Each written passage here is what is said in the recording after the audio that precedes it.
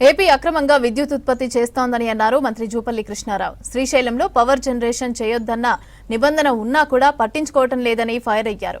శ్రీశైలంలో విద్యుత్ ఉత్పత్తి జరుగుతున్నా గత సర్కార్ పట్టించుకోలేదని అన్నారు. శ్రీశైలంలో కరెంటు ప్రొడ్యూస్ కు ఏపీకి హక్కు లేదని అన్నారు. తెలంగాణ హక్కుల కోసం సర్కార్ కృషి చేస్తోందని చెప్పారు. తాము ధర్నా చేస్తామని హెచ్చరించడంతోనే ఏపీ కరెంటు డిస్ట్రిబ్యూషన్ ఉపసంహరణ చేసిందని అన్నారు మంత్రి జూపల్లి కృష్ణారావు. శ్రీశైలం రిజర్వాయర్కి సంబంధించి అక్రమంగా ఇర్రెగ్యులర్గా ఇష్టారాజ్యంగా నీళ్లు వాడుతూ ఈ యొక్క పవర్ కోసం కరెంట్ ఉత్పత్తి కోసం జనరేట్ చేసి కింది కోలు పెడతా ఉన్నారు. గతంలో ఇదే పరిస్థితి 2012లో కూడా ఇదే జరుగుతూ ఉంటే ఆనాడు నేను హైకోర్టులో బిల్ ఫైల్ చేయడం జరిగింది. చేస్తే హైకోర్టు ఆర్డర్ కూడా ఇచ్చింది. హైకోర్టు ఆర్డర్లో పినాకిని ఘోష్ గారు జడ్జిమెంట్లు ఇచ్చారు. So minimum draw levels maintain చేస్తామని గవర్నమెంట్ చెప్పింది, కానీ స్పష్టంగా ఆర్డర్ కూడా జరిగింది. కానీ దీన్ని భిన్నంగా ఒకవైపునేమో మెయింటైన్ చేస్తామని చెప్తా ఉన్నారు, ఇంకోవైపునేమో అక్రమంగా తోడేసే కార్యక్రమం చేస్తూ ఉన్నారు. ఈ రోజున ఇప్పటికే ఆంధ్రప్రదేశ్ ప్రభుత్వం ఏదైతే అలాట్మెంట్ కంటే కూడా అదనంగా వాటర్ వాడుకోవడం జరిగింది. అక్రమంగా చేస్తూ ఉన్నప్పుడు ఇవన్నీ కోర్టు ఆర్డర్స్ ఉన్నాయి, గవర్నమెంట్ ఆర్డర్స్ ఉన్నాయి. ఆంధ్రప్రదేశ్ ప్రభుత్వానికి కూడా హెచ్చరిస్తూ, ఎందుకంటే చట్ట ప్రకారం నడుచుకోవాలి. మరొకసారి ఇటువంటి అక్రమాలకు పాల్పడొద్దని హెచ్చరించేటువంటి ఏర్పాటు చేస్తా ఉన్నాం.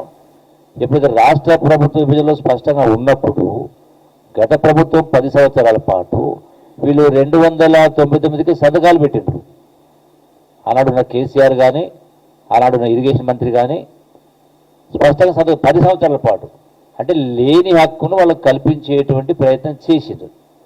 అంటే ఎందుకు సరెండర్ అయ్యారు అంటే వాళ్లకు ఆ చిత్తశుద్ధి లేక, మనకి ఎప్పుడైతే రైట్ వాళ్ళకు రాష్ట్రం ఏర్పడక ముందు వేరు, రాష్ట్రం ఏర్పడిన తర్వాత అంత స్పష్టంగా కేంద్ర ప్రభుత్వం పార్లమెంటు బిల్లు పాస్ అయిన తర్వాత ఎన్బ్లాగా మొత్తాన్ని కలిపి 2 రాష్ట్రాలకు కలిపి 811 టీమ్స్ ఇచ్చినప్పుడు మేము 299 తీసుకుంటూ వీళ్ళు సంతకాలు ఎందుకు పెట్టిండ్రు 10 సంవత్సరాల పాటు? అంటే అదే అలసైంది. అందుకనే ఇప్పుడు నీళ్ళ అవసరం ఉన్నా కూడా వాళ్ళ అవసరాల కోసం కరెంటు జనరేట్ చేసుకోకపోయినా ఒకవైపున రైతుల పంట పొలాలు ఎండబెడుతూ తాగునీటి అవసరాలు చూసుకోకుండా ఇష్టారాజ్యంగా చేస్తూ ఉన్నప్పుడు మేము ఈ యొక్క నిర్ణయం తీసుకోవాల్సి వచ్చింది. అంతిమంగా ఫ్యూచర్లో భవిష్యత్తులో 100% కృష్ణా నదీ జలాలపైన కేసీఆర్ హరీష్ రావు 299 సంతకాలు చేసి చెల్లుబాటు కాదు. ఈ ప్రభుత్వం కాంగ్రెస్ ప్రభుత్వం రేవంత్ రెడ్డి ఆధ్వర్యాన, అట్లాగే ఇరిగేషన్ మంత్రి గారు ఉన్నారు, డిప్యూటీ ఎవరు. సో మా హక్కులను కాపాడుకోవడానికి మేము ఖచ్చితంగా ముందుంటాం.